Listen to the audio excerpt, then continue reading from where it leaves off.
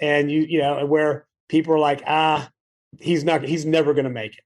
And I think that goes back to what we're talking about with, if you have that high trust level with your athletes, I've seen more guys make it that I've had a high trust level than the ones where I didn't spend the time and get to know them from that personal human level.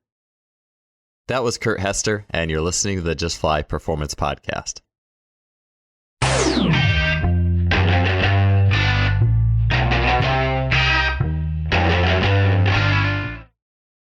Today's podcast is brought to you by our longtime sponsor, SimplyFaster.com.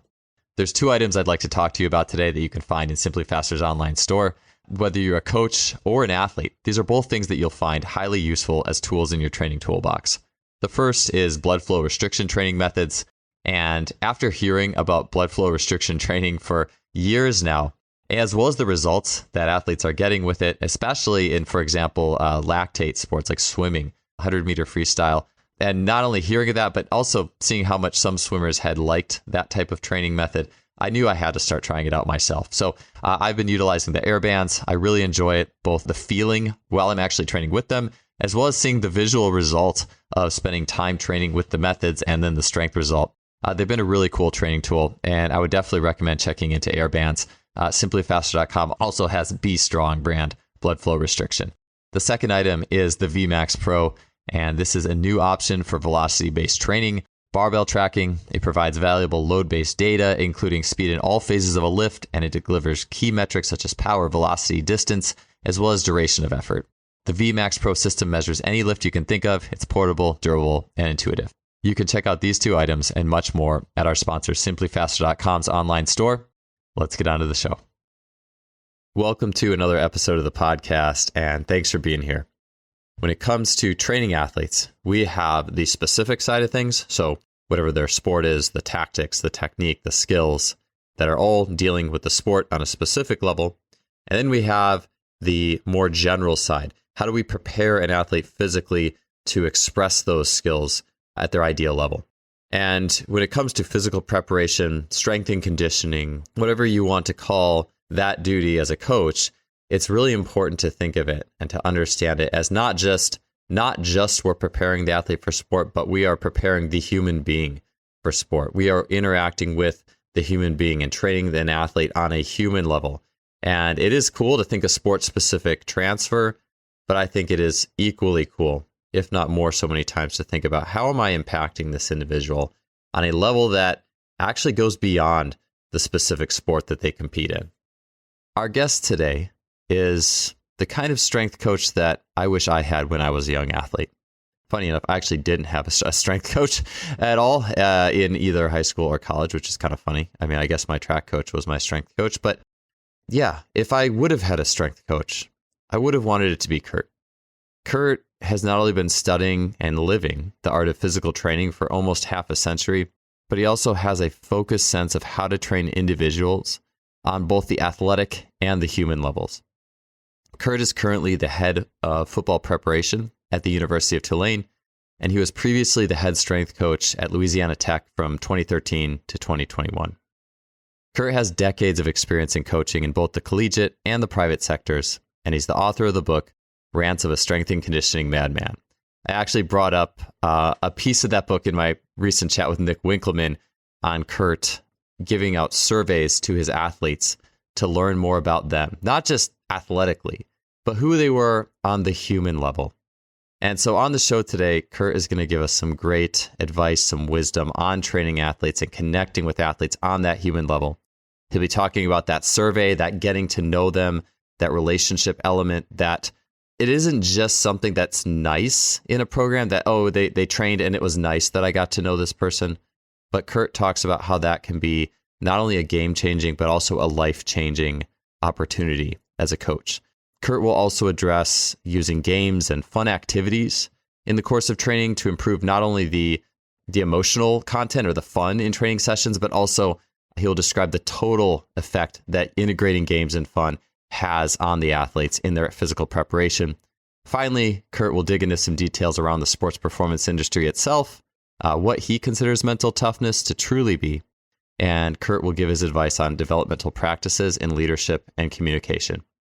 No matter where you are on the coaching spectrum, even if you're not in, I guess you could say, strength and conditioning, personal training, that kind of world, even if it's sport coaching, if you're an athlete, wherever you are, these principles are universal. And it was super enjoyable to chat with Kurt about these topics. I really enjoy learning from him. He has so much wisdom and experience in the world of athletic development. And I know you guys will enjoy this show. Let's get on to episode 297 with Kurt Hester. Kurt, it's awesome to have you on the show. Could you start off by sharing with us a little bit about, I talked with Nick Winkelman about like mining your athletes for information and being able to have an exchange of knowing more about them. And I remember in reading your book, like something that was just so cool that I saw was the survey that you give out to your athletes when they get in the gym or before you start training them.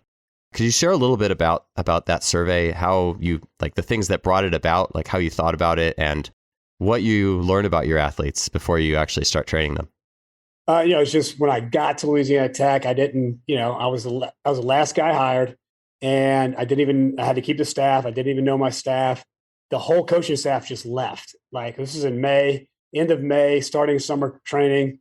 And so, I had no roster. I had, nothing. Just I walked in first day, guys were standing there, and I said, man, I've got to learn these guys really fast and get them to trust me really quick, or, I'm not going to get them ready for the season. They're not going to be able to handle all the things that I want them to be able to handle in such a short period of time.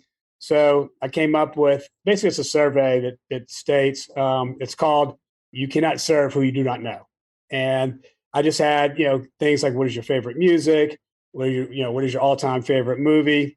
Do you come from a 2-parent home or a 1-parent home? How many brothers and sisters do you have? Who's your go-to person if you're in a bad situation? Who do you call? So that I know that person, so that if there comes a problem, I kind of know who they would lean on, and I would develop a relationship with that person too, along with the athlete, and just going along the lines of different questions.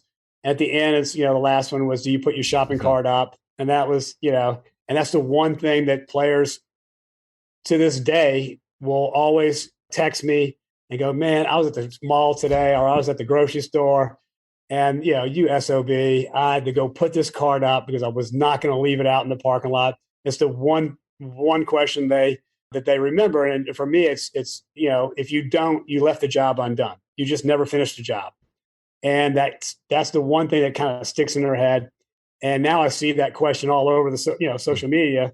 And that was that was 9 years ago when I put it in. And so it gives me a reference point. I just got to Tulane, so I had to do it all over again, a couple of weeks ago, where I can go and just learn as much as I can, because I have such limited time to get to know them. And I had 4 weeks before to get ready for spring football.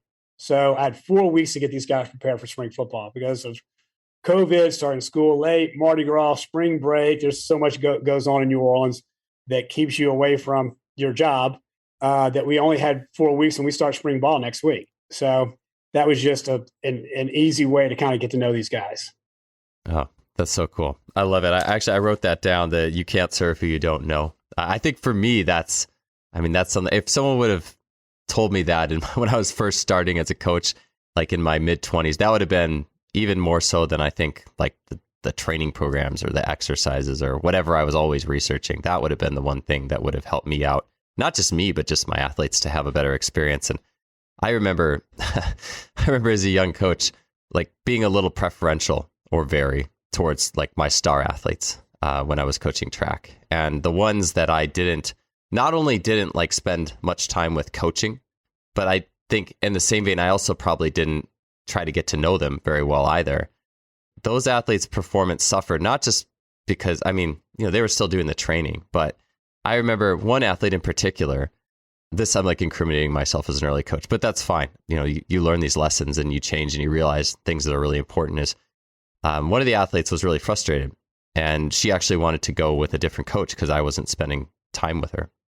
And as soon as she went to a different coach, like her jump went up like 3 inches instantly because she was being seen, And I don't know, that's always been, ever since then, and then going away from track, which is a little more individualistic, to strength and conditioning, which is a little bit more collective.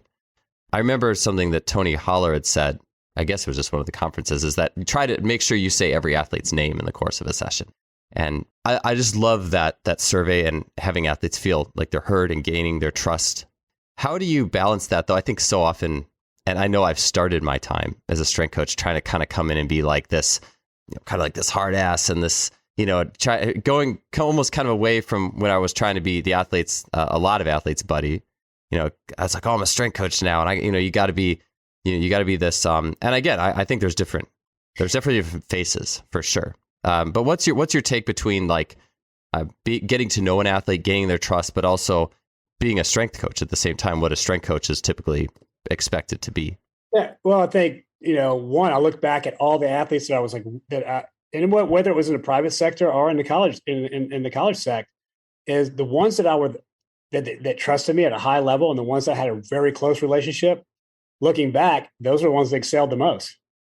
And I think even walk on, or where I was a walk on that I became really close to, ended up being a starter and earning a scholarship and going to the NFL. I mean, just it's the closer that I had a relationship with them that was not about football or not about basketball or not about baseball.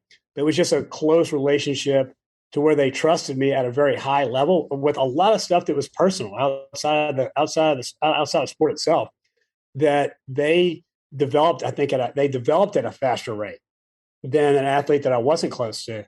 And I think that's where I kind of start seeing, okay, if I can get close to all of them, I'm not going to have the exact same ratio of success, but it's going to be relatively high. If I get them to trust me and get them to trust each other, the chances of us winning are going to be a lot higher.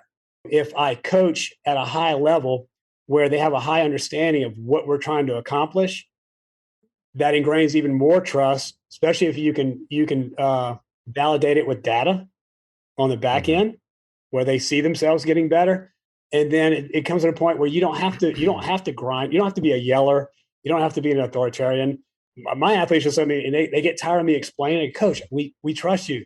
Let's just do it. Let's just tell us after. Let's just go to work. And, and when you have a short period of time, like I've had at Tulane, and we progressed for, a pretty high rate in such a short period of time, because I try to be more personal. I try to have a lot of comedic value when I coach too, and not just be yelling and screaming endlessly for no reason, where I will joke around with them, but they know the line at the same time. There's this line that you don't cross over with me, and they get that line. And for us, there's a standard. There's a standard there's a technical standard, there's a social standard, and the players understand that standard. And once they understand it, they know when they don't rise to the standard. And so they start policing themselves and policing each other. So it comes to the point where you don't have to be that old school guy who just has to walk in and be a hard ass every day. I don't have in my line. I don't feel like I have to be, because the athletes respect and they want to work because they see results. Yeah, I know in your book, I kind of had two questions I was thinking about following that up with. I'll take this one. I know in your book there was a survey that was given to the athletes on like what they thought was important when they picked the school that they were going to compete at or play at, and the strength coach and the reputation of the strength coach was really high on there. It's funny because compared to how much, like Kierwan and Flatt has been on the show, and we've had this discussion of how much does the strength coach, that strength program, ultimately, it can definitely hurt your performance if you screw it up, right. But how much can it really make, how much of a difference can it really make? If the team won the championship, how much can the strength coach be like, oh yeah, from a, sheer transfer perspective? And I certainly think there's definite benefits that a good strength coach can provide. But it almost seemed like how highly the athletes rank that would almost supersede that, if that makes sense. Right. Well, that survey was done by the marketing department at Louisiana Tech, and that we had signed the number one class in it was either group of five or our conference. And they ranked, the reason why they came to Louisiana Tech was the reputation of the strength coach. And, that was the fact that other players talking to the recruits when they came in, this is why you want to come here. This guy is going to help you start and help you get to the next level. and, talk to them about the way we train. And I think a lot of strength coaches, and football coaches, they think if you have fun, that you're not working hard or not working at a proficient high level. And I never wanted to be in this field to not have fun. I mean, I love what I do. And so we get a lot of work in and we have a great time doing it. And because most athletes don't like to train, and that's what most strength coaches don't get, that, yeah, you love to train, but athletes, they want to play the sport. And 99% of strength coaches do not understand that fact. As how can they not like to train? They're not you, and so that's always in the back of my mind. So, okay, how can we make it fun? How can we add certain games that are going to help them on the field and put it in the training, in the workout itself, so that they do have a good time? And, I learned a tag. It's a grade school, elementary school tag game. And, we call it the circle of death, where I put it around the logo in the middle of the field, a big circle. And we go in and on our agility days, and there's like 8 guys in the circle. And I go, okay, Joey, you're it. And they run around until everybody's it. And then we'll do, freeze tag, where they have to either jump over them or go between their legs to unfreeze them. And we'll do it for at a time, at a certain, like, we'll do it for like 8 or 9 seconds, and boom, rest. And then we'll do the amoeba tag, where they touch one guy and then they have to lock arms, and those two have to run and tag another guy until they get to 4, and they break off into 2 amoebas until everybody's tagged into the in that circle of death. And they think it's like the funnest game that they can play. They're laughing, they're joking, and it's so much cutting. So there's so much interaction as far as cognition and reaction, that the amount of force that you put on the field in movement is not like doing a regular cone drill, because it's probably 3 times the force rate in the ground is doing a cone drill. But they had a great time doing it, and it's multifaceted of what we're getting out of it, as in training. And but a coach would walk out there and go, "Oh, they're having fun. Cut that out." I'm like, no. Dude, I love that. I mean, I feel like everybody, not just I would say every strength coach 100%, but even every sport coach who gets so far away from like just coaching youth sports, in the sense that, and I mean good youth sports, not like travel ball, not like high pressure parents, breathing down your neck youth sports. I'm talking like kids having fun, or just kids on the playground, to be honest. That's actually the ultimate, where parents aren't involved and they aren't being judged by parents. But I had the good fortune, my daughter's 5, and we were getting, and my son, we're getting both my kids in just soccer, but it's not really soccer. It's more like play games and then roll a ball out partway through and kind of mess around with the ball. Like, it's not, and I say that because when I'm coaching it, it's, we're supposed to do these drills that are related to soccer, but the first half, I'll just say, all right, we're just going to play freeze tag. And as soon as I say, and sometimes we'll play with the ball, but as soon as I just say go, like, you just hear kids just like squeal with joy. Like, and it's like, how far have we come from that? Do you even remember what it's like to be like that? To be that kid who's just like, just laughing and just having so much fun. Yeah. Yeah. One of, like one drill we'll do, because, I don't like to do a lot of preset cone drills. And it's a chase drill, where we have a bunch of obstacles within a 10 by 8 yard square, and they stack as a staggered start, and they run through the obstacles, and they have to stay right behind them, the entire time, and they go for 6 total seconds, and it's so competitive. And at the very end, they have to run through a cone, which is at the very end. And it's so competitive that who, even while they're chasing, is the guy who's doing the chasing to try and pass him up at the end. And you're never going to get that out of a regular drill. That speed, that much force into the ground in cutting and in movement. And I think that's kind of where our profession in football has gone astray, is why there's so many ACLs and why there's so many Achilles. And all of our training is straight line.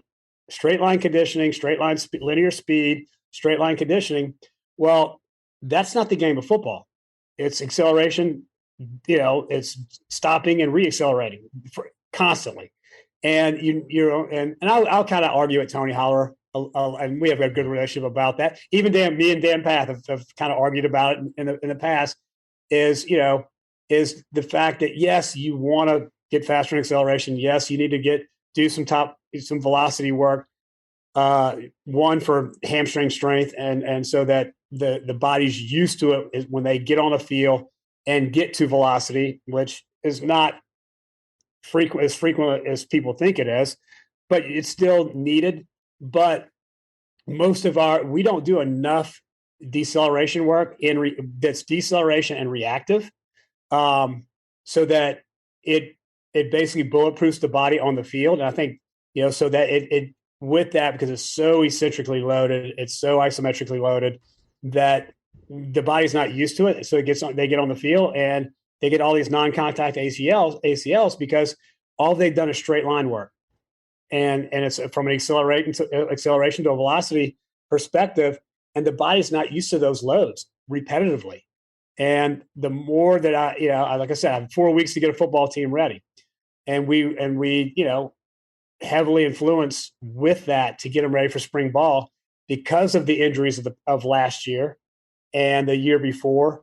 And this team can't afford to have an ACL or an Achilles in spring football. It would be a major setback. I'm talking about zero. Yeah. And it was just of adding that to the workout. But the thing is, they're doing it and they're having fun at the same time. I wanted to take a break from the show and briefly share with you the difference that performance herbalism can make for you. Several years ago, I had Logan Christopher, CEO of Lost Empire Herbs, on the show to talk about hypnosis and mental training for athletes. While talking to him, I realized he also had an herbalism company. So shortly thereafter, I used the Phoenix formula, which was my first product I bought from them. I had great results with it, not only increasing my energy and decreasing my need for coffee and caffeine, but I also noticed that it was making an impact on my lifts and my weight room numbers. I was having a great training experience. Shortly thereafter, I also got into the shilajit resin as well as other herbs. And I don't look at supplementation the same way. I'm a strong believer in what Logan and his company are doing in looking for a natural resource to boost human performance.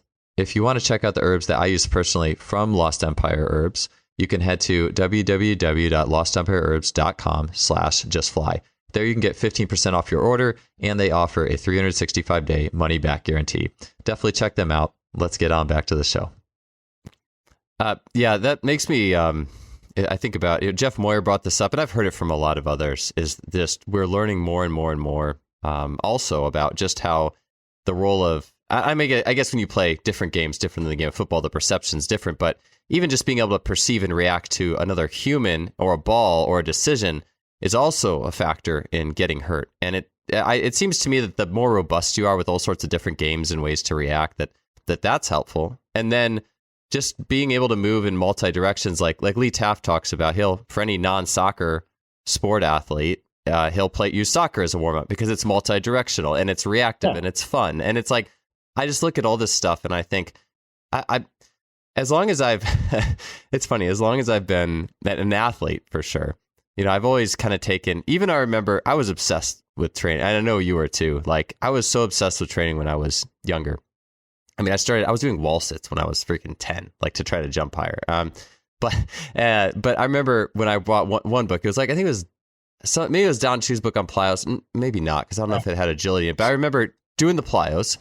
But then I remember like looking at the agility stuff, and I remember kind of messing around with it in my home basketball kind of court area. And just something intuitively, like the cone drills, the lane drills, do an X on the lane. And I remember doing it, and I just remember thinking to myself, I don't know what this is doing. Like, I know I'm doing this depth jump, but I definitely know what that's doing. I jumped like 2 inches higher in a week, but this agility drill that's telling me to do, I just don't feel like anything productive is really happening here. It always soured me for that stuff, and I always just feel like sport itself. The answers are found in nature, it's like actually doing the thing. Even that's, back in the day, we called it when I was my younger years here at Tulane. When I first started my career, I was with Tom Shaw, and he's coming from Florida State, and they had this game called ghetto ball, And then when I got to LSU, we called it Tiger Ball. And then in my facility, they called my facility the Ghetto, so we called it Ghetto Ball. And I had a guy on social media who, if I could have like strangled because he's, a typical troll idiot, was like, oh, you call it Ghetto Ball, da da da, like it was some kind of social injustice. And I'm like, just shut up. It's if I call it Ghetto Ball because the fact that one, all you need is a ball, a soccer ball, and that's it. And and I said it's a sport. I said because I said it was a sport of kings and crackheads in my book, and he stayed like took it for truth. It's only kings and crackheads play it, and I'm like, dude, it's because it's sport of kings because it involves like 4 different sports to play the game. You utilize the rules in 4 different sports, and the fact of moving in different planes and vectors of 4 different sports. And I say crackheads because it's so addictive. When you start playing it, most people are like they would rather play that game than their true sport. And because it's so fast and it's so much fun, and like our play, and the thing is, like, you can only play it for about 25, 30 minutes, and you're done. You're physically shot because you play so hard. And I'll split up a field into 4 different fields. Going across the field. So I have 4 fields on the football field, and I'll put the linemen on one field playing it. I'll split the DBs and receivers apart so I don't have to listen to them argue.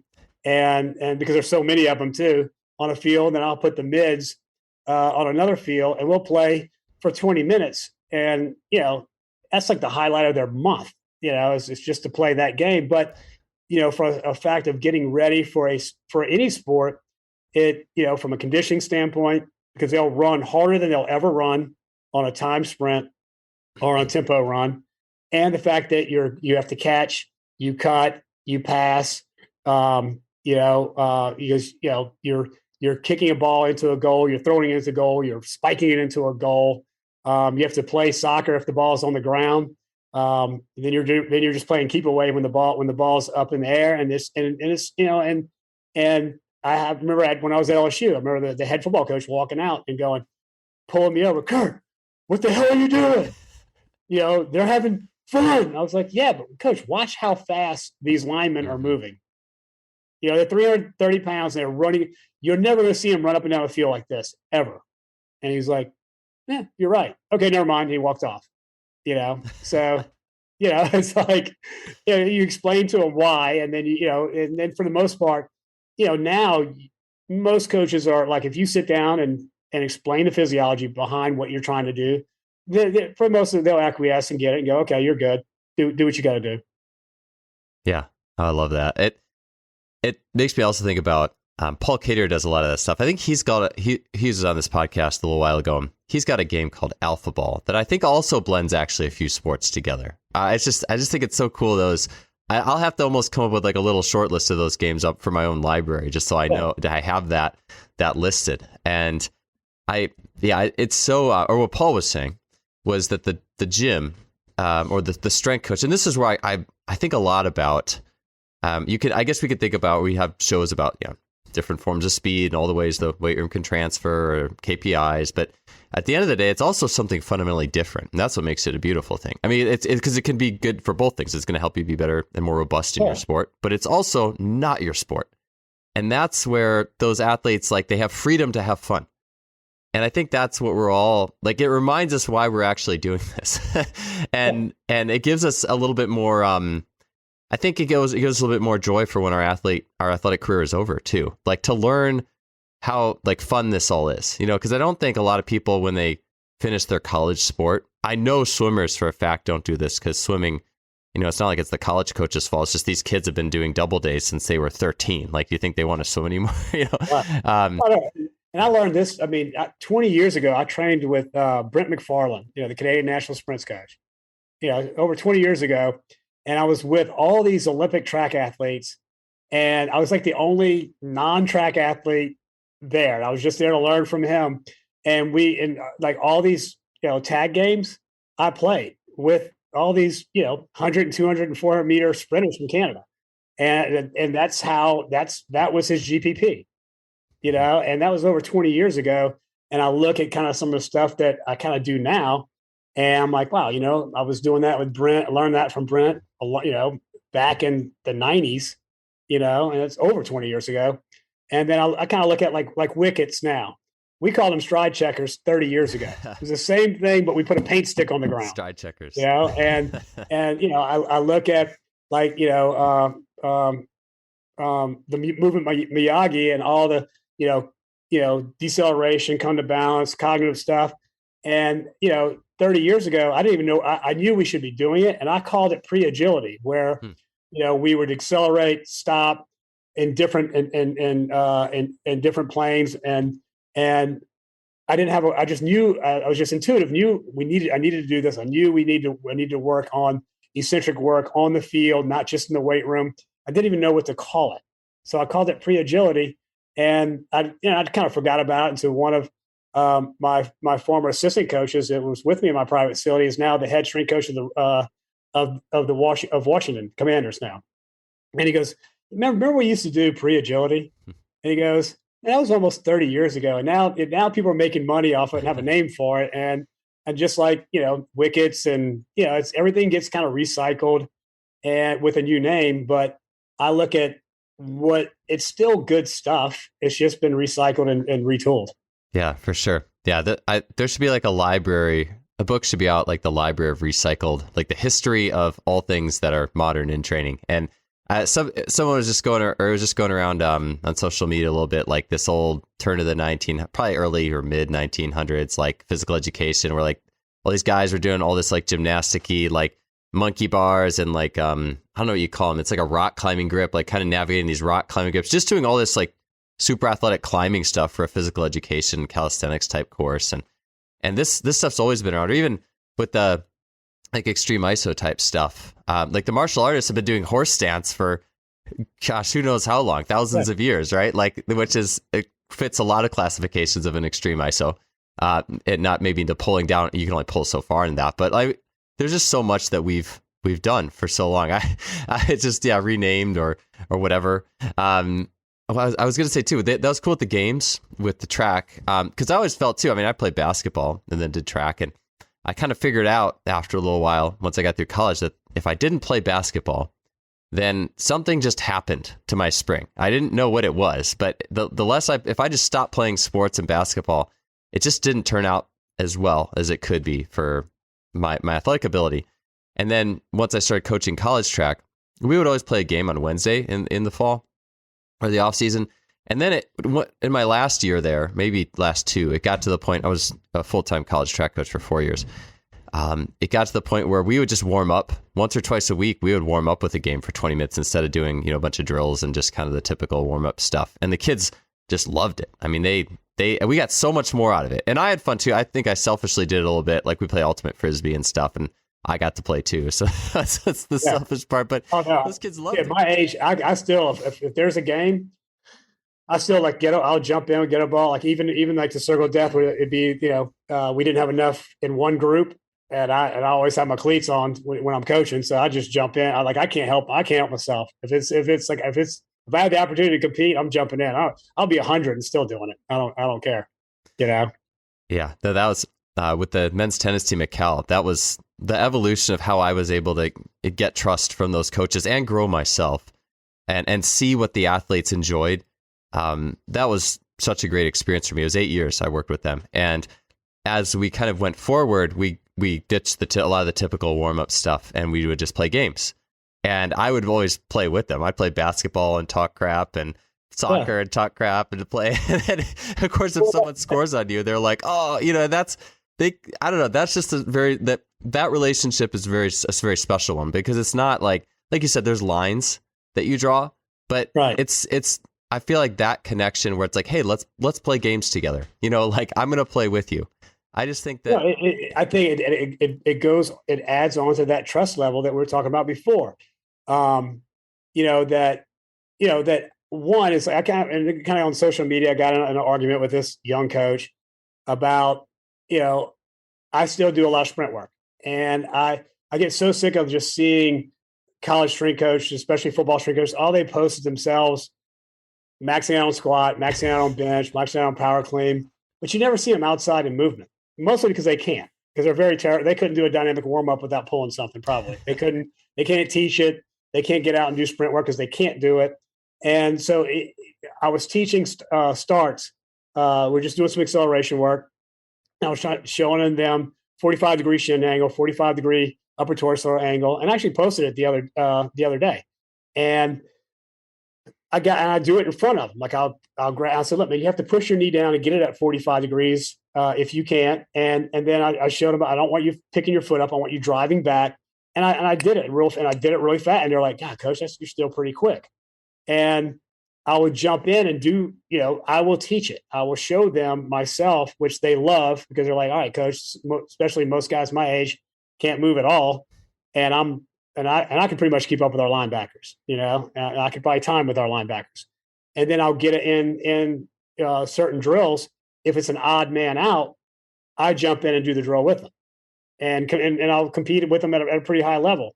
And it shocks the hell out of them that, they go, okay, oh, white guy can't move. And I'm like, yeah, I can move in a short area. I'm not going over 20, but from 0 to 20, I can still coach.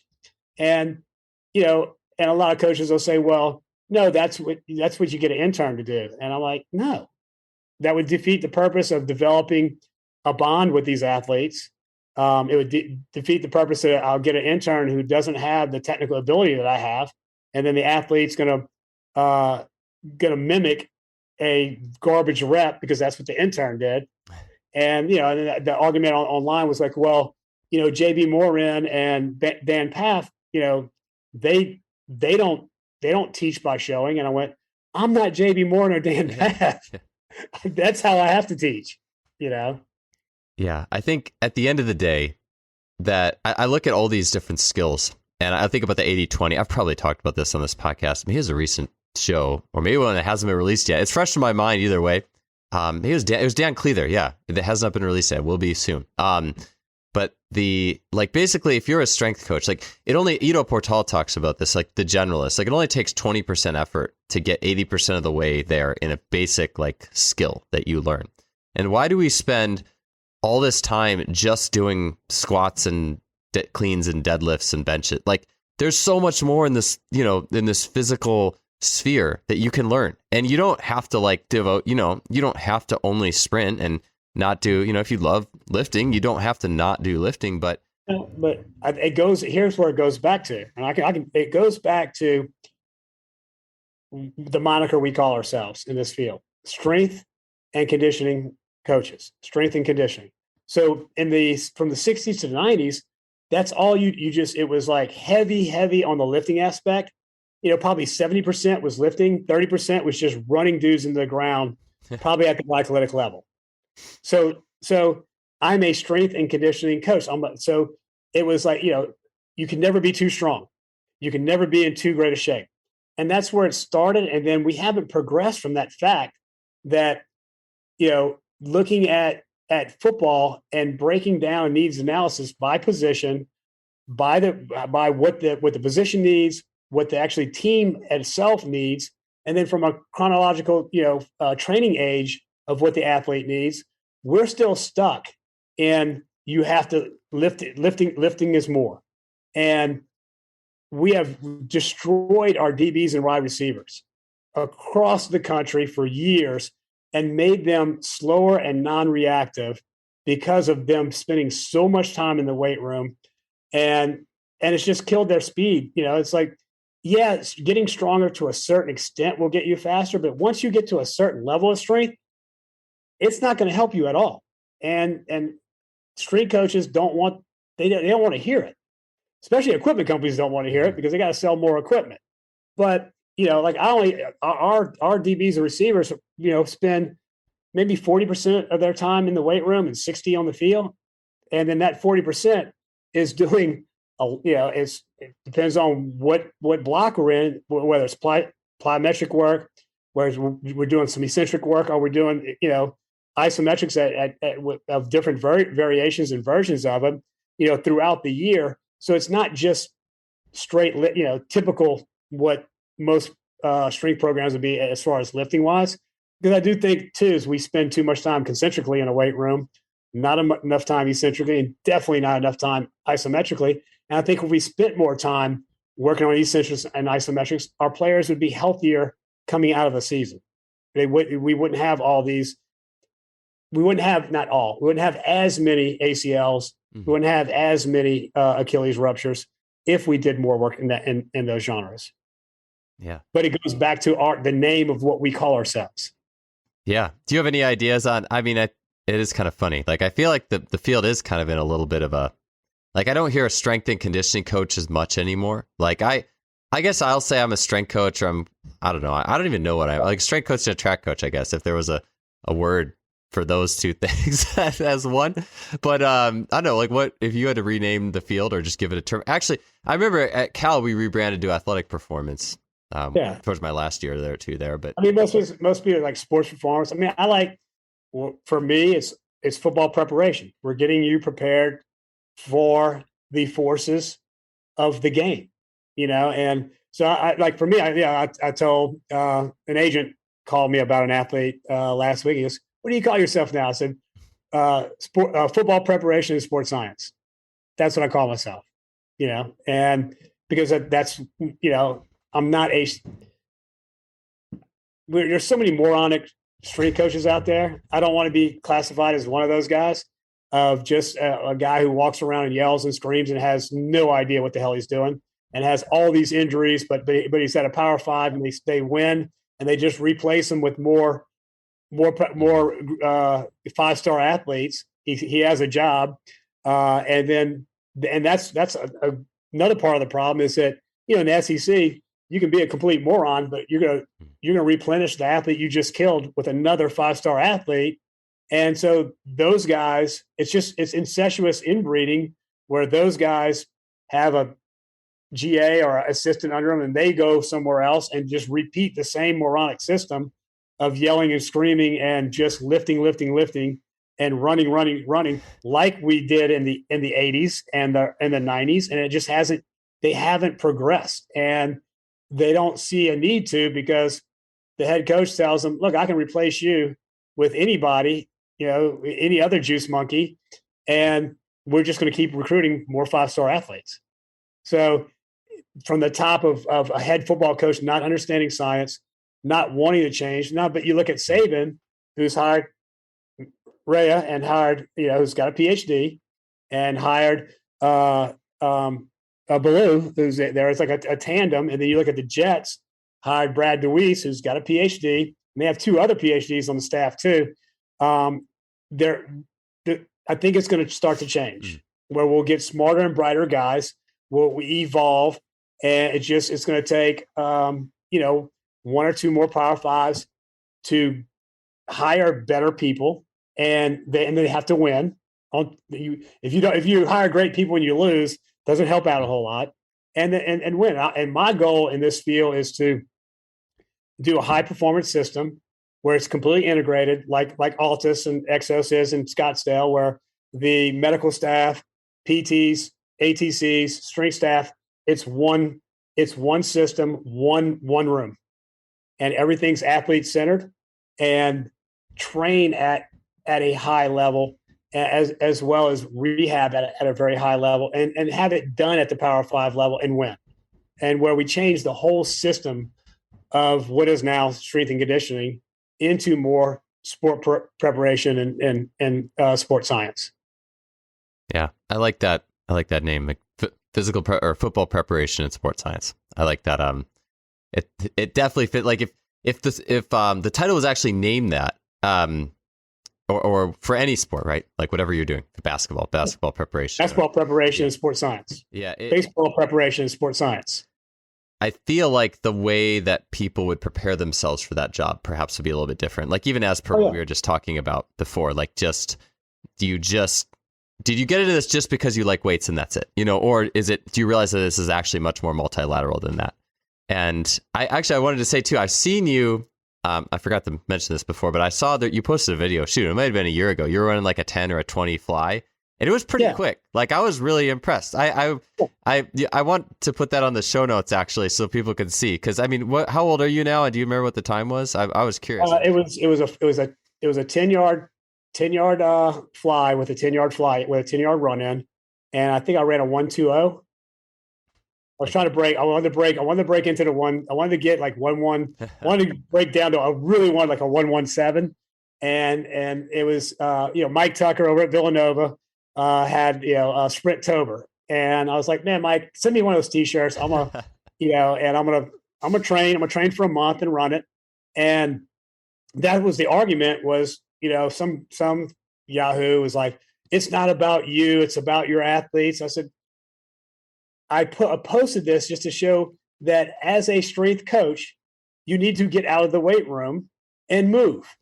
And that you from a technical standpoint, all sports are on a court or a field or on a track. They're not inside a weight room inside of a rack.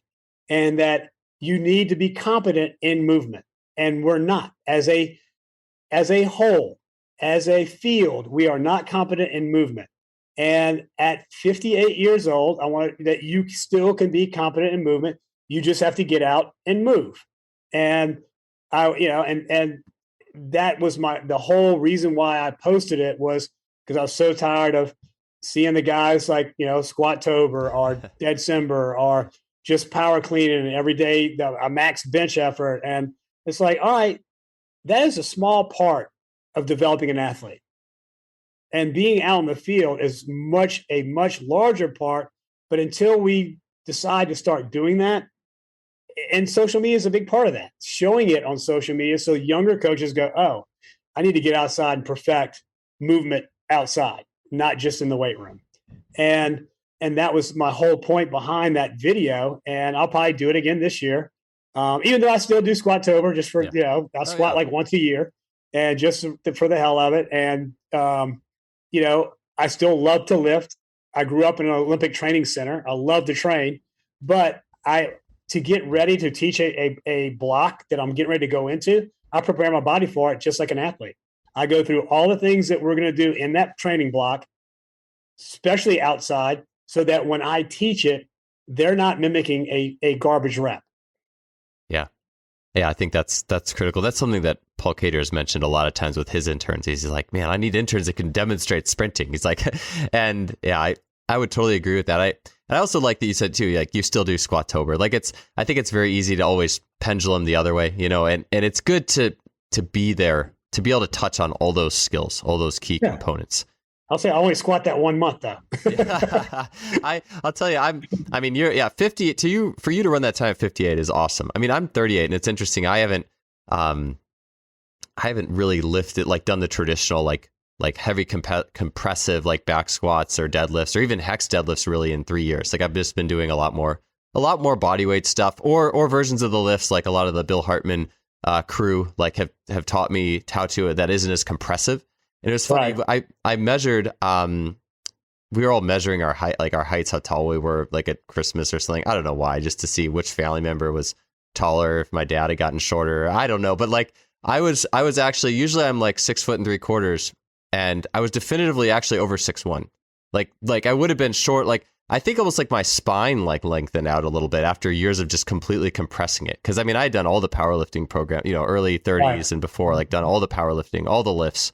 And it was kind of interesting. It's like, I don't know. I can't say for sure, but a very good chance that perhaps, not just lifting hard for most of the year and just doing a little bit of it has really had that impact on me. It's very interesting to see. So, it's with Squat Tober though. The once a year.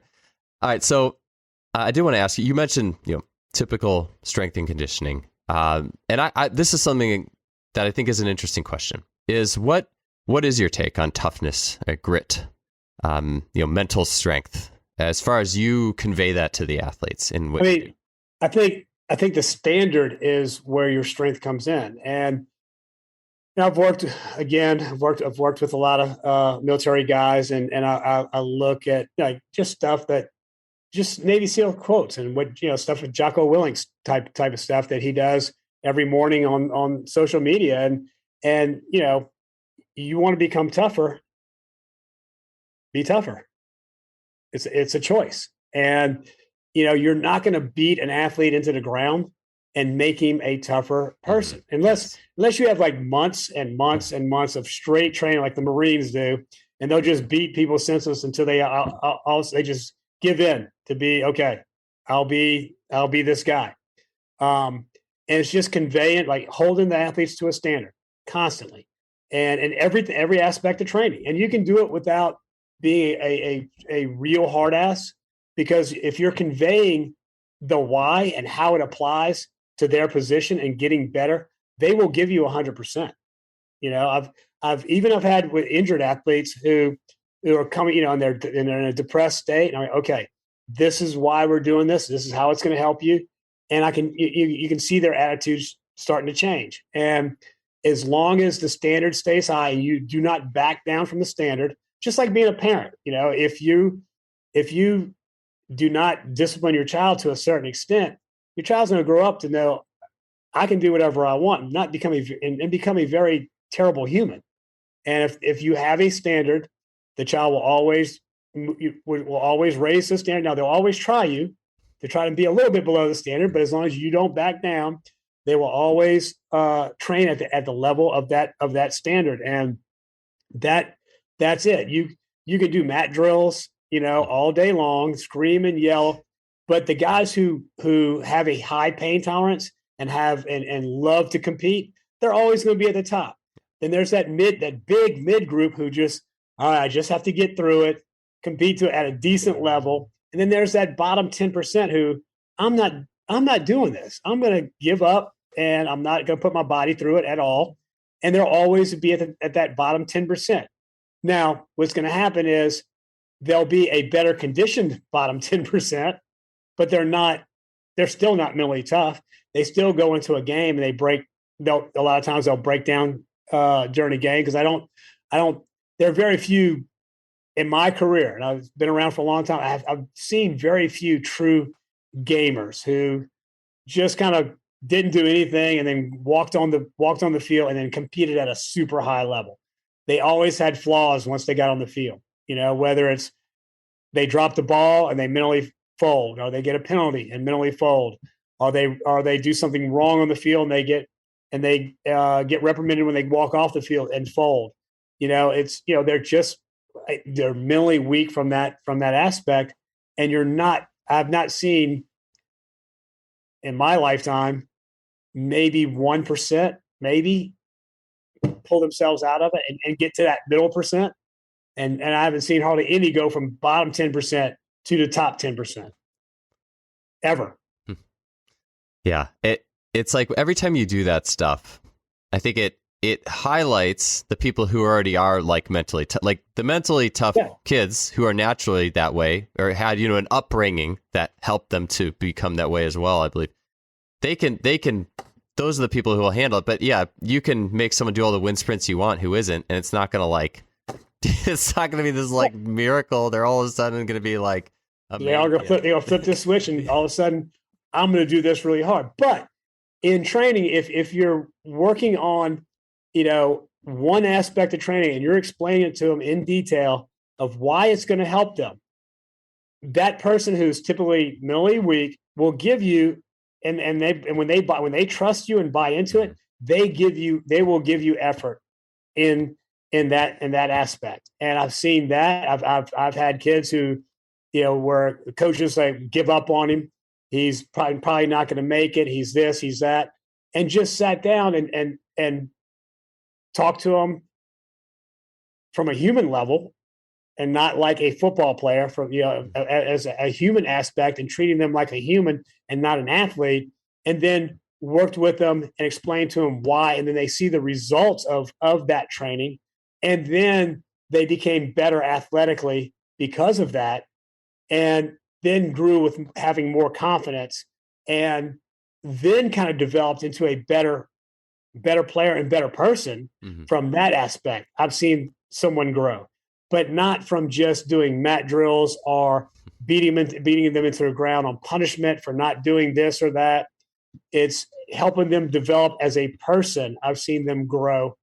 And I've seen some guys who were gangbangers who, were, if they stayed doing what they were going to do, we're going to die before their sophomore year in college. And brought it down and to where they ended up becoming all conference drafted guys and changed their entire life, but not, it wasn't, we weren't beating it out of them. It was talking to them from a human aspect and not an athlete aspect. Yeah, I love that. It's like, that's the thing where it's like, that's where I keep, like, just for me, that's why I like keeping the strength coach. I don't say strength and conditioning coach as my brand myself. I wouldn't call myself an athletic performance coach in some sense. I actually like strength coach just because I feel like it is universal to human principles. It's like you're a human being, like be the strongest human being you can. There's part of this that has nothing to do with sport, but that's what makes it amazing. And you becoming a stronger human will help you to be better at your sport if you so choose. As I talk to you, I get such a great picture of that human side. It's like the games. That's such a human thing. Talking to you as a human, not as a football player or whatever your sport is, but just right as you are. Like I just think that's really powerful. And I think that's like that picture of the servant that we want to be on the level of helping our athletes. Yeah. And when you see a kid who, like I said, who's you're thinking he'll probably get a bullet in his head before he's 20 years old, and you see him flip a switch because you're talking to him. You throw being an athlete out the way. You talk to him from that human level. You see them turn their life around. You see them get involved in certain organizations that you would never thought they would get involved in. You see them turn their family life around with their family. Then you see them training at a higher level, playing at a higher level, and then ended up getting drafted, and then playing into a Super Bowl, and which has happened that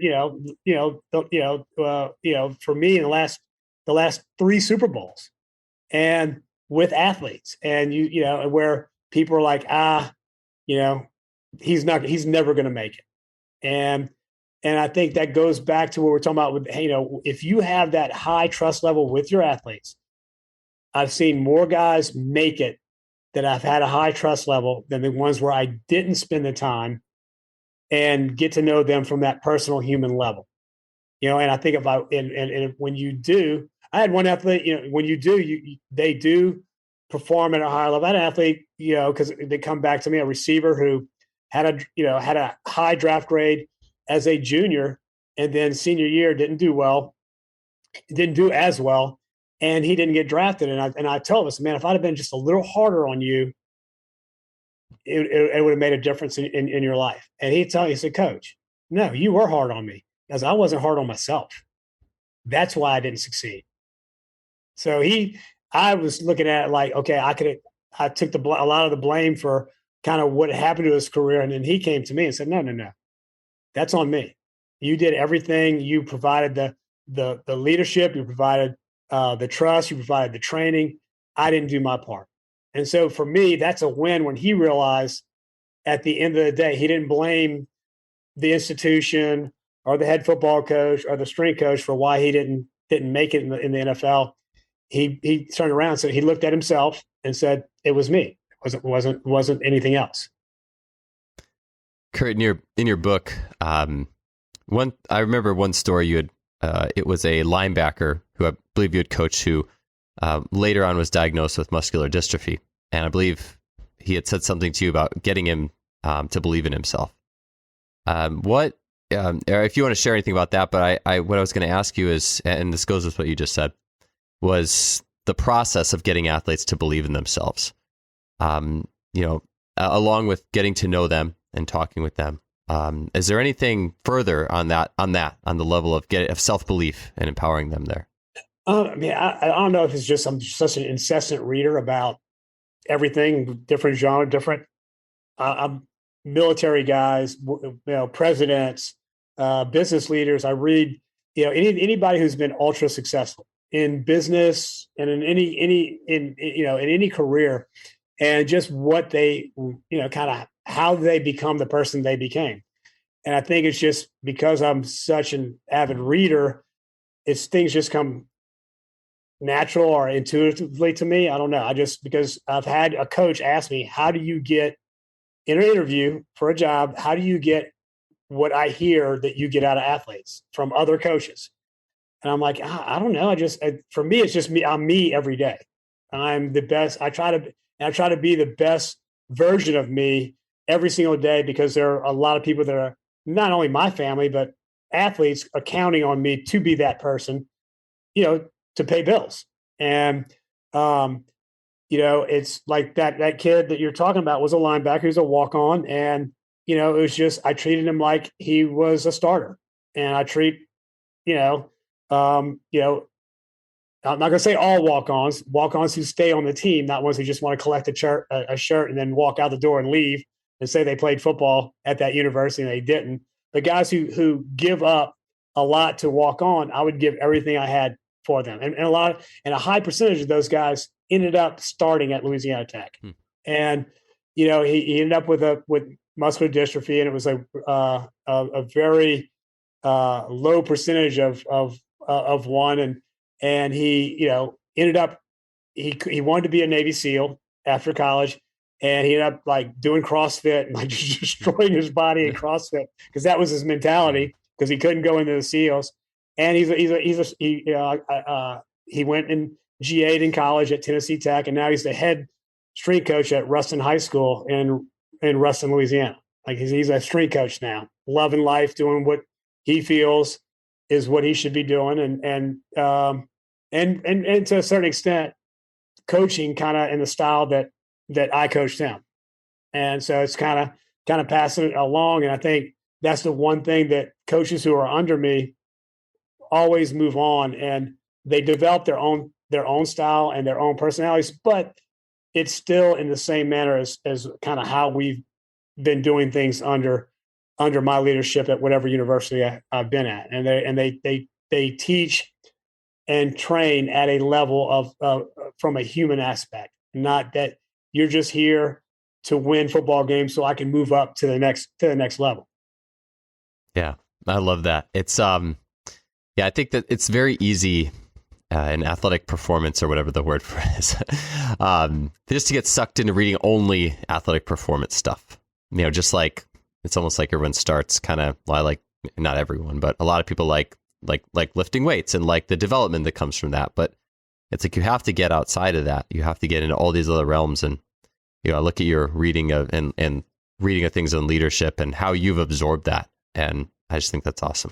Well, just like talking with Brett Bartholomew, and Brett and I talk a lot about different aspects of the social aspect of being a coach, and just going back and reading books instead of buying new books. Go back and read the books you already bought, because you've already forgot half of it, And I'll go back and read stuff that I read in like in the 1980s, and go, this still is pertinent to today, and go, wow, I forgot about this, or I forgot about that.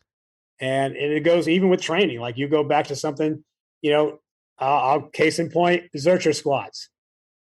I put it on, videoed it, put it on social media, and people were like, why are you squatting that way? Why are you doing this? Why this and why that? And I've never seen that squat before. I said, well, they've been doing it since like 1890 something. They didn't have racks. They just would get underneath the bar and pick it up off the floor, and that's in the crook of their arms. And, for me, it was need-based, because all of our linemen would have wrist injuries and hand injuries playing, and we couldn't front squat. So I'm like, and I had so many with like from punching, their wrist was just so beat up. Let's just Zercher squat. And I'm tired of like fighting the front squat thing, the rack position, or, having, former injuries. Let's just put it in the crook of your arm. It's better for linemen anyway, as far as core stability. And then I get in all these arguments. Well, why don't you use this bar? Why don't you use that bar? I was like, well, I don't have those bars. I have a straight bar. And that's, I know my athletes way better than you know my athletes. So, that's why. And, and I had someone ask me yesterday, I don't understand. Why don't you use a safety squat bar? Why don't you use the pitch shark? And I'm like, well, from a biomechanical perspective, it doesn't offer what I want these athletes, to be able to perform right now. Yeah. I like what you said. And I actually have to have this be the last little bit because I'm running out of time here. But I want to make this such a point is I love what you said about the books and going back. I think that in sports performance, especially, it can be this giant contest to see who can like read more. And you forget so much of what you read. I mean, I have tons of books on my shelf that I guarantee if I picked it up again and read it again, I'd be like, whoa. Like I remember actually Easy Strength was a book I think I probably have read about 3 times. And it's one of the and every time I read it, I'm like, oh yeah, like I forgot about that part. How about that? Yeah, I did the same thing. If someone asked me an Easy Strength question and I was like, oh, let me go back and read through it. And it was one of the Ty Webb at Purdue's asked me about Easy Strength and in season. I said, hold on, give me like tomorrow and let me read through it. And I was like, oh man, I forgot about all this stuff. And refresh my memory on it. It was the same. I was the same way with 1x20 at one point, where I kind of forgot all the nuances about 1x20. And it's everything gets rehashed. And everybody wants to be the smartest person in the room. Everybody wants to, be, even on social media, the way they word things so scientifically correct. And the science is going to change. It's going to change all the way around till we come back to, the full 360 probably. And, it's just, and people get so caught up in fighting over a lot of things. And we're not even, and so we haven't progressed. If you're still fighting over whether you should front squat or back squat, or, or should you power clean or deadlift, then we have not progressed as a field. Yeah. Period. Yeah. Could not. And that's where we're at. We're still stuck in the 80s. It's like, okay, how are you progressing your athletes from block to block? Most strength coaches won't even test because they're scared that, especially in they'll test on lifts, but they don't want to test on anything outside because they don't want to know. Yeah, it's so important to just be able to kind of get outside and continue to see doing different things. That's definitely been something that I've benefited from. So, Kurt, thank you so much, man, for being on the show. Sadly, our time is out. I had a couple other questions, but maybe we can get to those some other time. And yeah, thanks for being on. Thanks, brother.